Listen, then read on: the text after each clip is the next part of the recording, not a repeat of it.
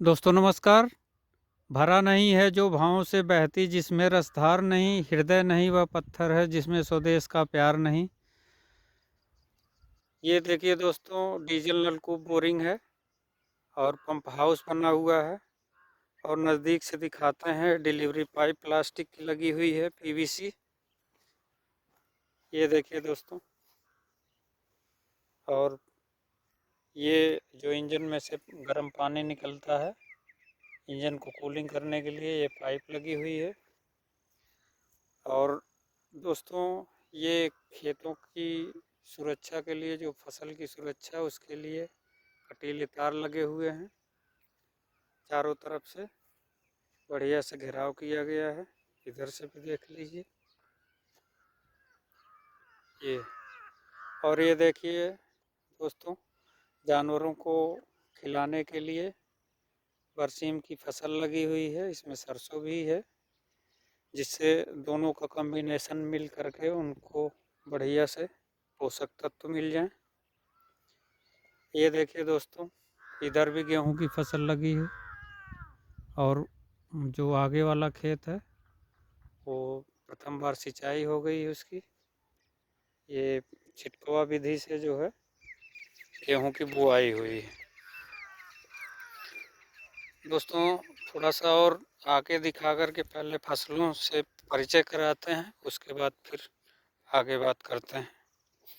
ये देखिए दोस्तों, ये लाइन विधि से गेहूं की फसल की बुआई हुई। ये देखिए दोस्तों, कितना बढ़िया लग रहा है और इसमें पैदावार भी अधिक होती है।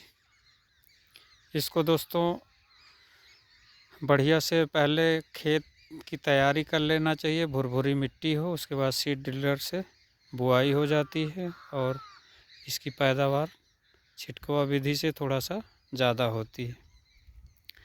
ये देखिए दोस्तों, इसमें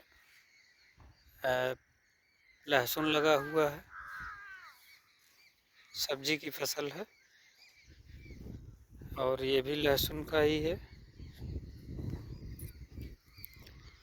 और दोस्तों देखिए, ये सरसों की फसल है। अभी इसकी सिंचाई के बारे में बात करते हैं। पहले थोड़ा सा आपको पूरी चीज़ों से अवगत करा दें, परिचित करा दें। ये देखिए दोस्तों, आलू लगा हुआ है और इसकी प्रथम बार सिंचाई हुई है। उसके बाद इसकी गुड़ाई करके उसके बाद फिर जो इसके ऊपर मिट्टी चढ़ा दी जाएगी। ये चना है और सरसों है। ये भी बगल वाले खेत में गेहूं लगा हुआ है, प्रथम बार उसकी सिंचाई हो गई है।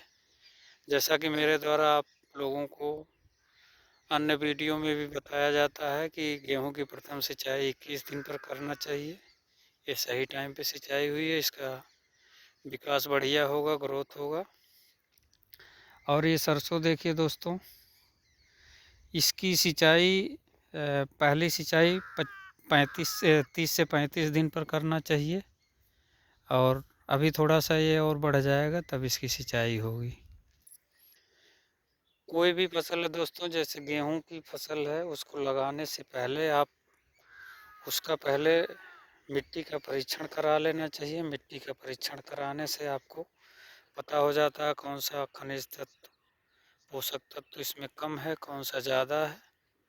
और वही चीज़ आप उचित मात्रा में उसमें डालिए और बढ़िया से खेत की जुताई कराइए। अगर जैसे धान की जड़ें पहले से उसमें कटाई के बाद मौजूद हैं तो पहले हैरो से जुताई कराइए, फिर कल्टीवेटर से, उसके बाद फिर जो है पाटा लगाने के बाद जुताई करा के, तो सॉरी, पाटा लगाने के बाद बुआई करके उसमें रोटावेटर से जो है उसको मिला देना चाहिए। तो उससे जो है एकदम पूरा मिट्टी भुरभुरी हो जाती है। जो उसका जमाव है, बीजों का जमाव अच्छी मात्रा में होता है और जब जमाव अच्छा होगा तो फसल भी अच्छी होगी। और खाद भी जो है उचित मात्रा में ही डाल करके बुआई करना चाहिए। दोस्तों, जहाँ तक हो सके गोबर की खाद या जैविक खादों का प्रयोग करना चाहिए। उर्वरक जो केमिकल्स होते हैं वो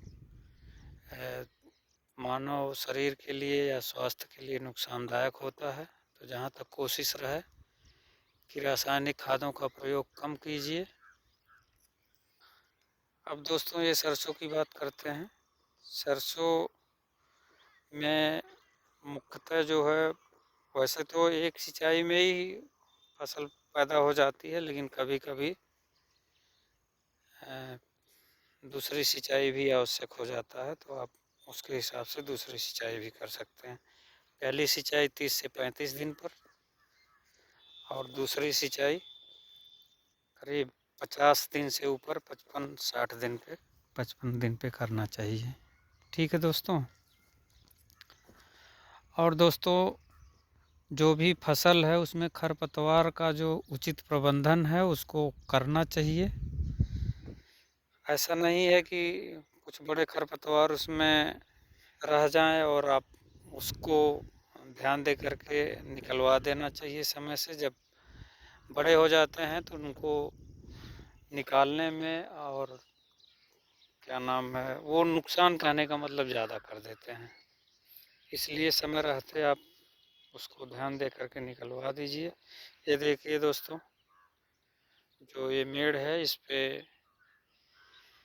मूली लगी हुई है और ये इसको अलग से कुछ नहीं करना पड़ेगा दोस्तों। ये जैसे आलू या लहसुन है, इसकी मेड़ों पे लगी है और जब उसकी आलू की सिंचाई होगी या लहसुन की सिंचाई होगी तो इसको पानी मिलता रहेगा और ये काफ़ी अच्छी मात्रा में और काफ़ी बढ़िया जो है मूली हो जाती है, क्योंकि इसको ग्रोथ करने के लिए नीचे पूरी जगह मिल जाती है। इस तरीके से दोस्तों जो फसलों का है उसका प्रबंधन बढ़िया करना चाहिए। खाद का, बीज का, जुताई का और सिंचाई का दोस्तों। तो मुख्य रूप से सिंचाई का जो ये अपना डीजल नलकूप या उथले नलकूप जो साधन है, इसके करवाने के बाद आपको सिंचाई की कोई समस्या नहीं रह जाती है दोस्तों। जब आपको ज़रूरत हुई आप ट्यूबवेल स्टार्ट कीजिए और सिंचाई कीजिए। पता चला आलू को आपको सिंचाई के लिए अलग टाइम पे आवश्यकता है, बरसीम है उसके लिए अलग, सरसों के लिए अलग, गेहूँ के लिए अलग अलग टाइम पर। ये डीजल नलकूप बोरिंग दोस्तों किसानों के लिए एक वरदान स्वरूप है। इसका उपयोग बहुत आसान है और दोस्तों ये किसानों के लिए मतलब बहुत ही अच्छी ये योजना है और इसका किसानों को लाभ लेना चाहिए। इस तरीके से दोस्तों जो इसमें पंपिंग सेट, अगर जैसे पानी उठाने के लिए पंपिंग सेट का प्रयोग कर रहे हैं या डीजल इंजन का प्रयोग कर रहे हैं तो उसका बराबर मेंटेनेंस कराते रहना चाहिए। मरम्मत कम पैसे में ही हो जाती है, परंतु अगर इंजन आपका बिगड़ गया या ख़राब हो गया तो पैसे ज़्यादा लगता है। इसी तरीके जो सेंट्रीफ्यूगल पंप या पंखा है उसको भी दोस्तों समय समय पर मरम्मत कराते रहना चाहिए। गैलेंडोरी जो है उसको भर देना चाहिए, नहीं तो वहाँ से लीकेज होता है। कभी कभी दोस्तों किसान भाई नहीं जानते हैं, जो उसमें रिफ्लेक्स वाल्व लगता है, रिफ्लेक्स वाल्व में एक पैकिंग लगती है, वो कट जाती है तो पानी जो है नीचे चला जाता है। किसान भाई जानते नहीं हैं, सोचते हैं मेरी बोरिंग में कोई प्रॉब्लम आ गई, लेकिन ऐसा नहीं होता है। वो आप 150 रुपये का मिलता है, आप उसको लेके नया चेंज करा करके लगवा दीजिए, फिर नीचे पानी नहीं जाएगा। इस तरीके से दोस्तों सिंचाई का ये बहुत बढ़िया साधन है और किसानों को इसका लाभ लेना चाहिए। इस वीडियो में इतना ही। चैनल का नाम है इंजीनियर 1977। चैनल को लाइक कीजिए, सब्सक्राइब कीजिए। जय हिंद, जय भारत, जय जवान, जय किसान, जय विज्ञान।